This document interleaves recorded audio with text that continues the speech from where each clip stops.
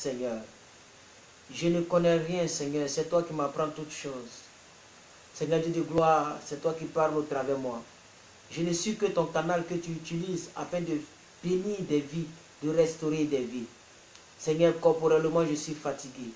Mais je sais que spirituellement, je suis plus que vainqueur. C'est pourquoi je prie, je t'en supplie, par ton esprit, de venir m'inspirer afin de pouvoir relâcher cette parole. Et que cette parole soit pour nous tous une bénédiction, y compris moi-même et pour toutes les personnes qui vont regarder en rediffusion et en retransmission sur ma chaîne YouTube. Merci Seigneur Dieu de gloire pour la vie de chacun et de chacune. Au nom de Jésus-Christ que j'ai prié. Amen, amen, amen.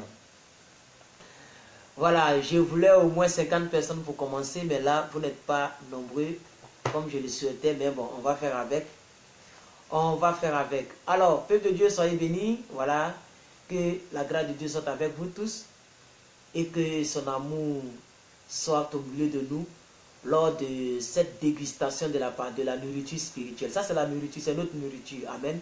Voilà, dans les chrétiens, on a besoin aussi de manger. Voilà, donc c'est notre nourriture. Amen. Voilà. Nous allons lire un passage. Nous allons lire un passage. Je vais partager aujourd'hui les 7 secrets de la réussite en Dieu. Les 7 secrets de la réussite en Dieu. Si tu veux réussir en Dieu, voici les 7 secrets qu'il te faut. Si tu veux réussir ailleurs, bon, moi je n'ai pas ces secrets-là. Voilà, d'autres ont les secrets de francs-maçons, d'autres vont voir des marabouts, des féticheurs. Mais si tu veux réussir en Dieu, voici les 7 étapes à franchir. Je n'ai pas oublié la suite du message du vendredi concernant les 7 dernières paroles que Jésus a prononcées avant de mourir. On va revenir là-dessus demain. Demain, on va prêcher la suite. Voilà. Mais aujourd'hui, on va partager les 7 secrets de la réussite. Alors, je vous en prie de partager la vidéo, d'inviter vos amis. C'est très important. Voilà. Quand vous êtes nombreux, ça m'inspire aussi. Amen. Aujourd'hui est lundi. On est vraiment épuisé, mais je sais que le Saint-Esprit est avec nous tous. Maman crie, maman Justine. Maman Justine nous ont dit, restez bénis, hein, maman. Jocelyn Molia, restez bénis. Vous tous restez bénis. Je suis votre humble serviteur, plus que vainqueur.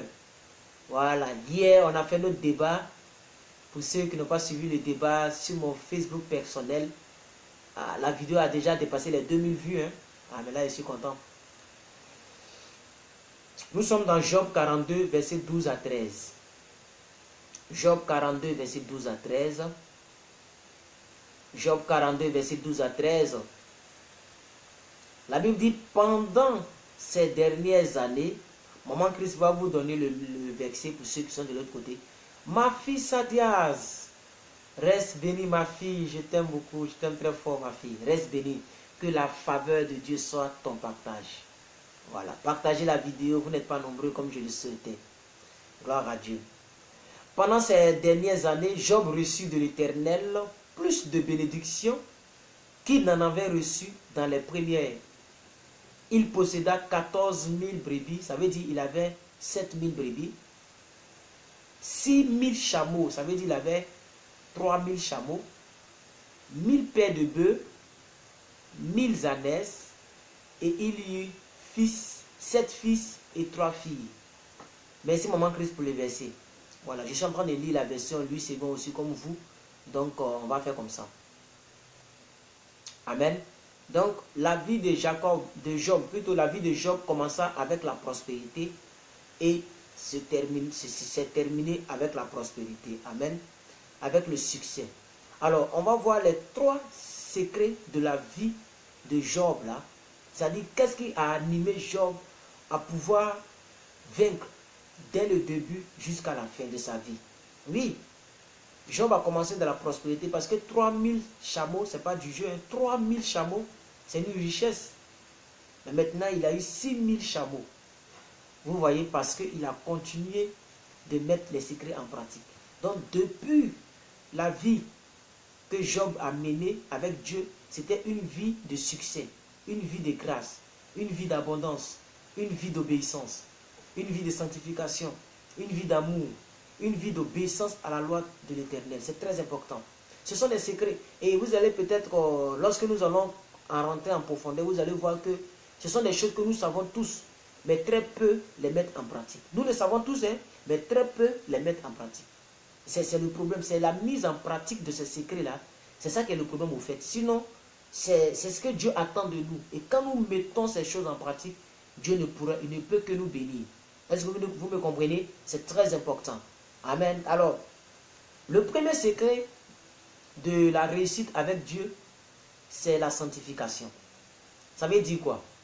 Quand nous sommes sauvés, en 2 Corinthiens 5, verset 17, le verset que tout le monde devrait connaître normalement, la Bible dit que dès que nous acceptons Jésus-Christ, nous sommes une nouvelle création, une nouvelle créature.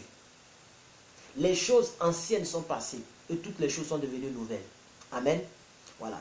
Littéralement, quand on parle des choses anciennes, on parle de toutes les choses. Comportement, vêtements, je ne sais pas moi, pauvreté devient richesse. Mais la pensée première de toutes les choses là, c'est le comportement, la sanctification. Est-ce que vous comprenez?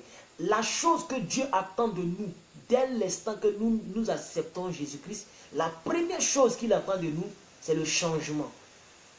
Oui, c'est le changement, la transformation. Est-ce que vous comprenez? C'est pourquoi il a dit, cherchez premièrement le royaume et la justice de Dieu. Et toutes les choses vous seront données par-dessus. Est-ce que vous comprenez? Donc, la première des choses que le chrétien doit chercher, ou bien que le chrétien doit rechercher, c'est la sanctification. La Bible dit, recherchez la sanctification sans laquelle nul ne verra le Seigneur. Amen. Tu ne peux pas demander à Dieu le mariage pendant que toi-même, tu n'es pas dans les normes. Vous voyez, c'est une combinaison qui ne marche pas. Oui, c'est de l'injustice au fait. Parce que quelqu'un se sanctifie quelque part et n'a pas la bénédiction que tu recherches actuellement. Et toi, tu n'as pas encore payé le prix, mais tu veux en même temps la bénédiction. Ça ne marche pas comme ça. Amen. Il ne faut pas apprendre à sauter les étapes. Quand tu sautes les étapes dans la vie, tu verras que ta vie ne sera pas une vie de normalité. C'est-à-dire, tu veux, c'est comme si tu veux corrompre. C'est la corruption au fait. Amen. C'est la première étape. Regardez un peu, on va voir un peu dans Job 1, verset 1. Job 1, verset 1. C'est-à-dire, dès les premières phrases de la vie de Job. Merci, maman Christ, pour le verset. Bon, attendez, je vais afficher plus. Voilà, vous voyez, Hébreux 12, verset 14. Recherchez la paix avec tous et la sanctification sans laquelle personne ne verra Dieu. Alors, merci, maman Christ, d'avoir signifié cela. Premièrement, la sanctification. Job 1, verset 1. Job 1, verset 1. Même quand vous lisez Job 1, verset 1, verset 2, verset 3, jusqu'au verset 5, Dieu est en train de montrer les qualités de Job côté obéissance, côté sanctification. C'est-à-dire côté véritable enfant de Dieu. C'est ça que Dieu présente d'abord à Satan. C'est Satan qui a parlé de ses bénédictions. Sinon, Dieu n'a pas parlé de ses bénédictions. Hein. Dieu a parlé de la sanctification, de l'obéissance, de l'intégrité de Job à Satan. Dieu n'a pas mentionné la sanctification, mais c'est Satan qui a mentionné cette histoire de sanctification. C'est pourquoi Dieu a dit, alors vas-y, il faut le tenter alors. Si tu penses que Job est intègre parce qu'il a l'argent, va le tenter, prends tous ses biens, tu verras qu'il sera toujours intègre. Donc si tu veux avoir l'argent, le mariage, le bonheur que nous recherchons tous, peuple de Dieu, le premier secret, c'est la sanctification. Quand on parle de sanctification, ce n'est pas seulement masturbation qu'il faut arrêter. Ce n'est pas seulement les adultères qu'il faut arrêter. C'est aussi parler mal. C'est aussi être déloyal. Être infidèle à Dieu. Être même infidèle à ta communauté. La sanctification, ce n'est pas seulement corporelle. C'est aussi dans la pensée, dans la mentalité. Il dit, ne vous conformez pas au siècle présent. Hébreux 12. Romains 12, si je le mets, Romains 12. Donc vous voyez ce que maman a donné. Amen. Vous voyez. Il y avait, oh bon, c'est monté. Donc je vais paraphraser, que Dieu me pardonne pour ça, j'aime pas trop faire ça. Donc la Bible dit, il y avait dans le pays d'Ut un homme appelé Job. Il était intègre, il était droit, il était, bon, est-ce qu'ils ont dit il était saint? Mais ce que ils ont dit, il craignait Dieu, il se détournait du mal. Merci maman Christ pour le verset, bon voilà ça. il y avait dans le pays d'Ud un homme qui s'appelait Job. Et cet homme était intègre, il était droit, il craignait Dieu, il se détournait du mal. Quand quelqu'un se détourne du mal, qu'est-ce qui va lui arriver? C'est le bien. Quand quelqu'un se détourne du mal, qu'est-ce que la personne cherche? C'est le bien. Or, la Bible dit, dans Deutéronome, si je ne me trompe, Deutéronome 13, il dit, je mets devant vous le bien et le mal. Choisis le bien afin que tu vives. Ça veut dire que si tu veux vivre selon Dieu, il faut choisir le bien. Si tu veux mourir selon Dieu, il faut choisir le mal. Donc, s'il se détourne du mal, c'est qu'il doit vivre selon Dieu. Donc, il est saint. Donc, la première clé, le premier secret, peut-être que ça va déplaire à plusieurs personnes. Ils vont dire non, on pensait qu'il allait nous donner d'autres secrets. Il n'y a pas d'autres secrets dans la Bible pour réussir avec Dieu. Si ça ne commence pas par ça, il n'y a pas d'autres secrets. Il n'y a pas d'autres secrets pour réussir avec Dieu si ce n'est pas par ça. C'est là qu'on commence, c'est là. La sanctification. Payer le prix. Pendant que les gens volent pour avoir l'argent, tu dis je refuse de voler. Pendant que les gens donnent leur derrière, excuse-moi pour le thème, les gens donnent leur corps pour avoir l'argent.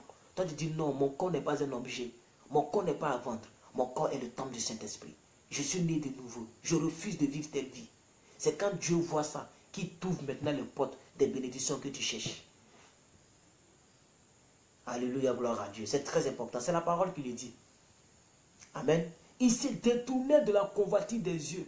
Des yeux. Et aussi de l'adultère. C'est écrit. Maman Christ, prenez Job 31, verset 7 à 10. Job 31, verset 7 à 10. Vous allez voir ça dedans. Prenez note, prenez note. Vous tous qui regardez cette vidéo, prenez note. Premier secret pour réussir avec Dieu, la sanctification. Je sais que ça ne va pas plaire à beaucoup de personnes.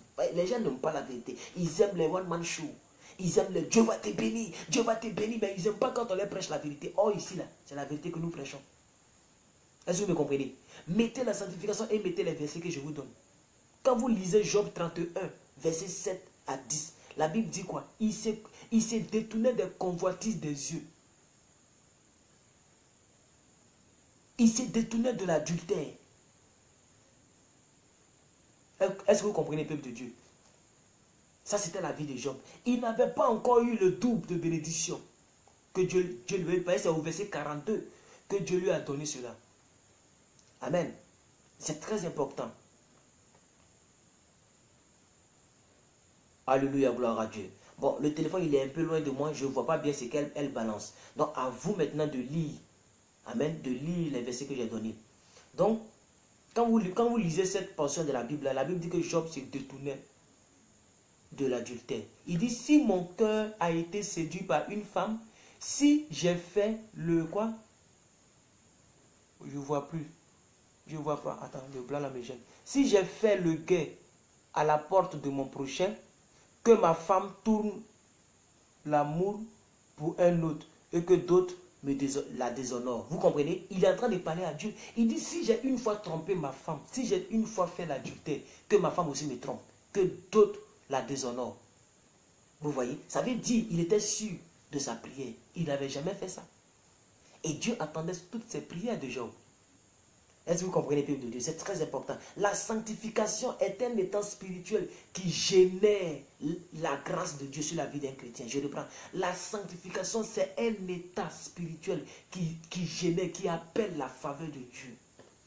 Qui favorise la main de Dieu en activité dans ta vie.